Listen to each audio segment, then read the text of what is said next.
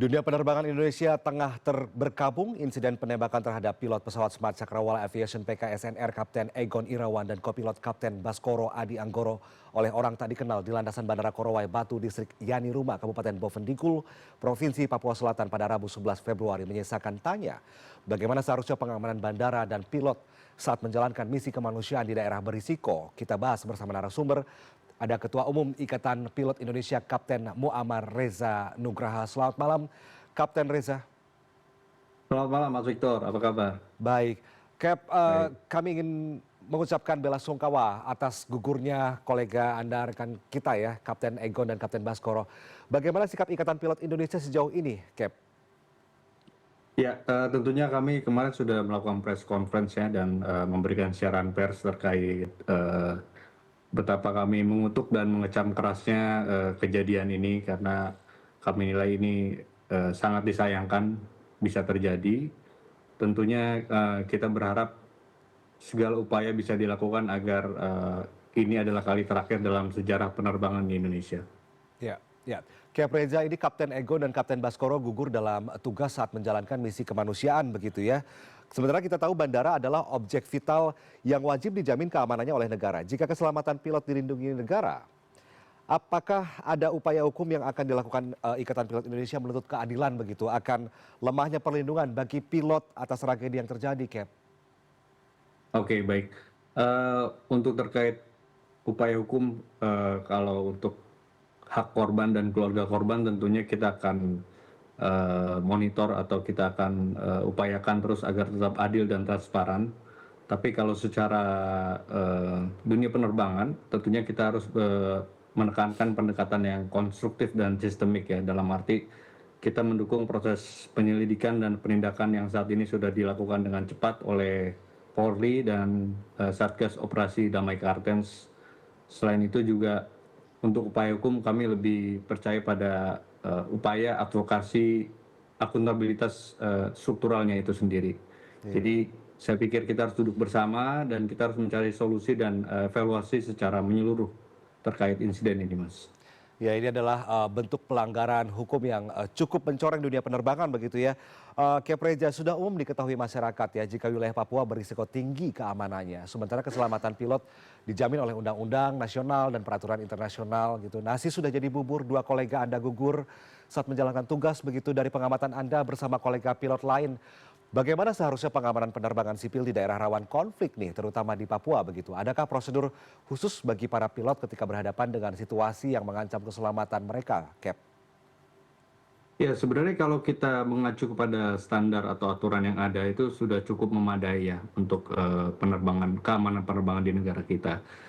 Semuanya kita mengacu terhadap undang-undang maupun aturan penerbangan khusus yang sudah dibuat.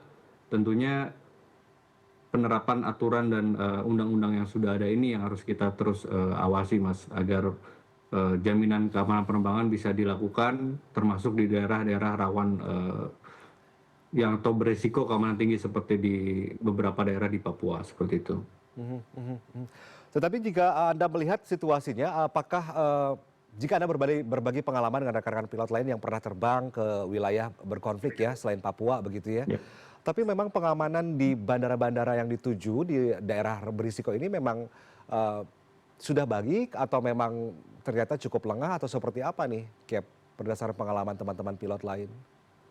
Ya, setahu saya atau data yang kami himpun dari semenjak tahun 2020, 2021 itu memang banyak sekali gangguan keamanan penerbangan ya. Jadi itu situasi yang sangat memprihatinkan untuk teman-teman pilot kita yang bertugas di Papua, di mana kalau kita mungkin di daerah lain hanya berhadapan dengan cuaca ataupun dengan fasilitas lainnya, tapi kalau di teman-teman pilot di Papua itu justru untuk nyawanya saja itu harus mereka harus ketakutan seperti itu. Nah, ini harus segera dihentikan karena saya pikir seperti yang kami sampaikan kemarin bahwa penerbangan perintis itu sangat merupakan apa ya, sangat penting untuk rakyat di atau masyarakat di Papua seperti itu. Ya, ya. Karena saya pun pernah juga dinas berliputan ke daerah apa ke Bandara Perintis begitu ya. Banyak sekali warga sipil yang tidak Ya. boleh masuk ke landasan begitu ini yang menjadi seperti dinormalisasi oleh warga di sana begitu. Cap, ini Ya. wilayah pedalaman Papua ini sangat bergantung pada transportasi udara karena memang akses darat terbatas begitu ya. Muncul pertanyaan, mengapa pilot kita ini jadi sasaran tembak di Papua? Apakah Ikatan Pilot Indonesia punya catatan sejauh ini? Berapa jumlah pilot yang pernah menjadi korban saat bertugas di wilayah rawan konflik seperti Papua, Cap? Iya, baik. Memang puncak dari kekhawatiran kita itu adalah terjadi ketika Rabu kemarin, di mana ada 2 pilot kita yang dianiaya dan dibunuh di atas landasan ya. Tapi kalau kita mencatat itu dari tahun 2020 itu hampir tiap tahun itu selalu ada gangguan keamanan, baik itu bentuknya adalah penembakan ya, maupun ancaman-ancaman lainnya seperti itu. Jadi memang seringnya itu adalah penembakan ke pesawatnya itu sendiri, seperti itu, Mas Victor. Ya, ya. Jika terjadi ancaman keselamatan terhadap pilot yang bertugas, termasuk diantaranya apa yang terjadi kemarin begitu ya, yang dialami oleh kedua pilot kita gitu. Apa yang seharusnya dilakukan oleh seorang pilot jika terjadi sesuatu atau bahaya yang mengancam keselamatannya ketika berada di landasan udara? Biasanya apa yang dilakukan, Cap? Baik, tentunya kita sebagai pilot itu eh, hanya mau terbang jika ada kepastian bahwa landasan ataupun rute yang akan kita terbangi itu sepenuhnya safe and secure ya, selamat dan aman seperti itu gitu. Dan jika memang dirasa tidak aman baik itu dari segi cuaca ataupun dari segi keamanan, maka kita sudah dilatih atau kita sudah dibentuk untuk tidak melanjutkan penerbangan atau melakukan go round atau apapun itu untuk membatalkan penerbangan tersebut. Tapi dalam kondisi ini memang seperti yang kita tahu bahwa gangguan keamanannya itu memang terencana. Dalam arti ada awalan dari mereka bersembunyi, kemudian setelah mendarat baru ada penyerangan dan sebagainya. Nah, hal-hal seperti inilah yang pilot itu tidak pernah, kita tuh tidak dibentuk dan memang tidak disiapkan untuk hal-hal seperti itu. Itu di luar dari job desk atau dari kinerja kita dalam melaksanakan penerbangan gitu. Jadi kita sebagai pilot juga butuh peran-peran dari setiap personil di bandara untuk memastikan operasional penerbangan itu berjalan dengan selamat dan aman. Ya, ya. Cap, izin apakah Cap sempat mendapatkan informasi saat kejadian memang bandara atau landasan udara di sana sedang memang ada penjagaan yang cukup ketat atau hanya normal-normal saja, ada sejumlah petugas keamanan atau bagaimana? Ada nggak informasi terkait itu, Cap? Ya, setahu saya tidak ada informasi terkait ancaman atau gangguan keamanan untuk di Bandara Korowai tersebut ya. Bahkan Bandara Korowai itu memang termasuk bandara yang teman-teman pilot di Papua itu sampaikan itu tidak termasuk yang beresiko keamanan tinggi gitu. Nah, ini menjadi perhatian bahwa ternyata tidak resiko keamanan tinggi itu juga mencakup daerah-daerah yang selama ini belum diakses gitu. Jadi ini mungkin yang harus kita evaluasi tadi bahwa ancaman seperti ini bisa terjadi di bandara-bandara dimanapun di daerah Papua seperti itu. Ya, ya, ya. Cap Reza, apakah Anda memiliki catatan lain atau evaluasi bagi pemerintah untuk mencegah insiden serupa terjadi di masa mendatang ya? Misalnya pertimbangan penghentian sementara operasional bandara yang dinilai belum aman atau lainnya begitu, Cap? Ya, baik. Saya pikir ini sudah menyita tidak hanya level nasional ya, tapi juga di level internasional, yaitu dari Federasi Asosiasi Pilot Internasional juga memonitor terus progres kasus ini, dan mereka sangat-sangat menyayangkan terjadinya insiden ini. Tentunya kami dari Ikatan Pilot Indonesia itu sangat-sangat mengharapkan adanya forum atau kita duduk bersama untuk sama-sama mencari solusi agar kejadian ini tidak bisa terulang lagi gitu. Jadi kita harus lebih pada usaha preventif atau lebih proaktif lagi gitu loh. Kita sudah jatuh 2 korban rekan sejawat kita, keluarga kita ya.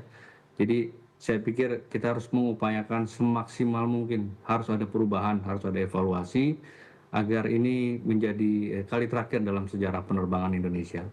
Ya, Ya, terakhir Cap ini mewakili masyarakat atau pemirsa yang mungkin awam begitu ya. Jika memang terjadi hal seperti ini yang sejenis, kita tahu bahwa ini jadi pelanggaran hukum nasional atau internasional ya. Karena kita ada undang-undangnya, Undang-Undang Penerbangan Nomor 1 Tahun 2009, kemudian ada ICAO Annex 2017 begitu dan Chicago Convention 94. Jika Anda melihat isinya berserta teman-teman pilot lain baik di Indonesia maupun di luar sana, internasional.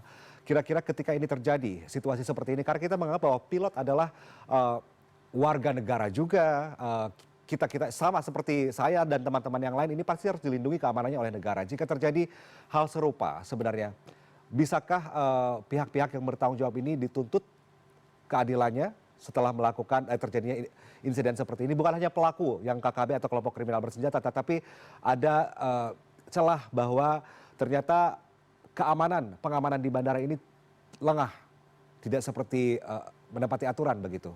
Kemungkinan akan ada proses hukumnya nggak jika terjadi? Baik, mengenai mungkin itu adalah apa yang namanya pelanggaran yang dilakukan oleh institusi tertentu itu pasti saya yakin sedang diupayakan atau sedang diproses sesuai dengan aturan yang berlaku di negara ini ya. Jadi tapi tentunya kalau misalnya kita tidak bisa menyelesaikan masalah ini dengan segera, dengan tepat ya, kita juga tidak ya seperti saya bilang tadi tidak bersinergi bersama mencari solusi, tentunya itu kan mencoreng nama baik penerbangan Indonesia di mata dunia seperti itu. Dan seperti kita tahu bahwa Indonesia ini adalah anggota dari negara anggota dari ICAO, tentunya akan menjadi catatan yang kurang baik dari ICAO terhadap kualitas penerbangan di Indonesia, khususnya keamanan penerbangan. Ya, ya, ini akan menjadi catatan penting di dunia penerbangan begitu ya. Terima kasih banyak Cap Reza atas waktu Anda bergabung bersama kami di CNN Indonesia Prime News. Selamat malam, sehat selalu Cap Reza. Selamat malam, terima kasih.